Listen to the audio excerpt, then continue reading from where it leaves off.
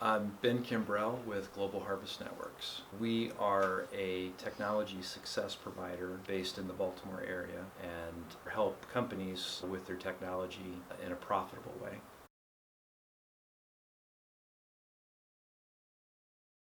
You know how to do your business very well, probably don't know how to do technology very well. And so you can focus on your business and you have somebody to focus on the technology. I think that's a very clear, first advantage to having a technology partner. I think more and more every year that's not enough though. What we are focusing on now to differentiate ourselves, and I think it's very important because at the end of the day it's what people want, is how can technology make your company more profitable? I don't know that it's good enough anymore that your technology provider just helps you with issues that you have. I think it's critical that they help you become profitable.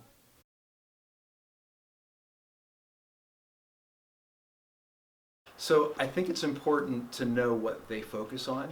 I think a couple of simple ways is what do they talk about when you're talking to them? Are they talking about how quickly they can respond to problems when you call? Or are they talking about kind of that higher level? In today's world, if you're not responding quickly, you, you should just close the doors and get out of business.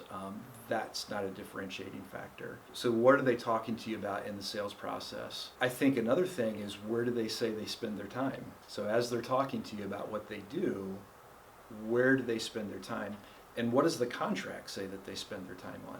If you look at those three things and you understand what they're doing, that really helps you kind of differentiate and know who would be a good provider. And I'll give you a couple of examples so that's not so general. If what they're talking to you about is we will respond to you within 4 hours of when you call, that's not good enough. If the proactive portion of their plan is, we'll patch your servers, we'll make sure that your antivirus is up to date, we'll make sure that your anti-spam is working. Okay, everybody should be doing that, and that's not the proactive approach that I'm talking about. If their process is essentially looking at your business and finding areas of risk and then having a business conversation with you about that, that becomes very powerful. For instance, your technology company should know what your value proposition is. What are the key activities that drive that value proposition? What are the key resources that drive that value proposition? What are the key relationships, the vendor relationships that you have that drive that? They should know that because technology touches all of those things. And if that's your value proposition, that becomes a very critical piece of your technology. So they need to know that. How do you touch your customers? How do your customers touch you? What is your biggest expense? What is your biggest revenue stream? In a general way, what is your 1-year business plan and your 3-year business plan?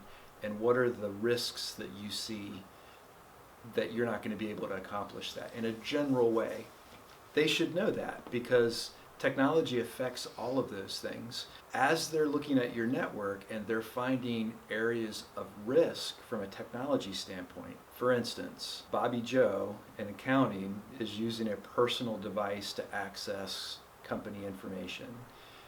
Is that acceptable or is it not?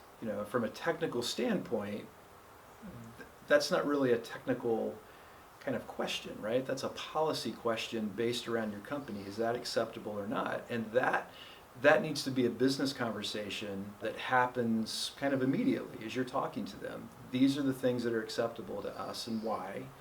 Your technology provider needs to know what the business risk is and explain that to you, possibly even give you some policy templates and walk you through actually creating the policy so that you know what that business risk is.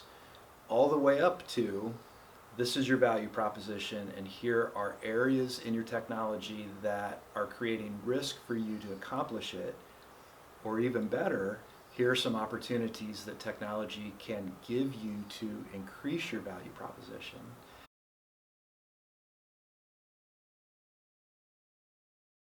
I think technology reaches most every area of the business. Because of my background, I came from a construction development company before I started GHN. So because of that, about 50% of our customers are construction, development, engineer, architects, trade. In that arena, it hasn't always been where technology dramatically affects the business.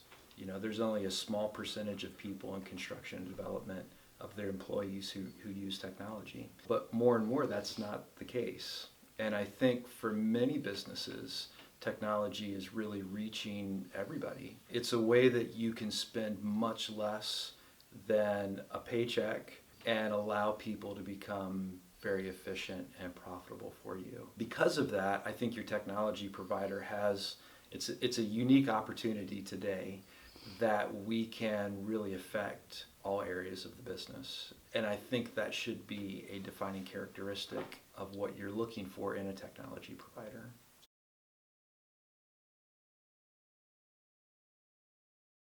I think where the size comes in is today, where 15 years ago, most of our customers were 15 users and less. Today, we don't even talk to somebody that is less than 15 users because technology has changed.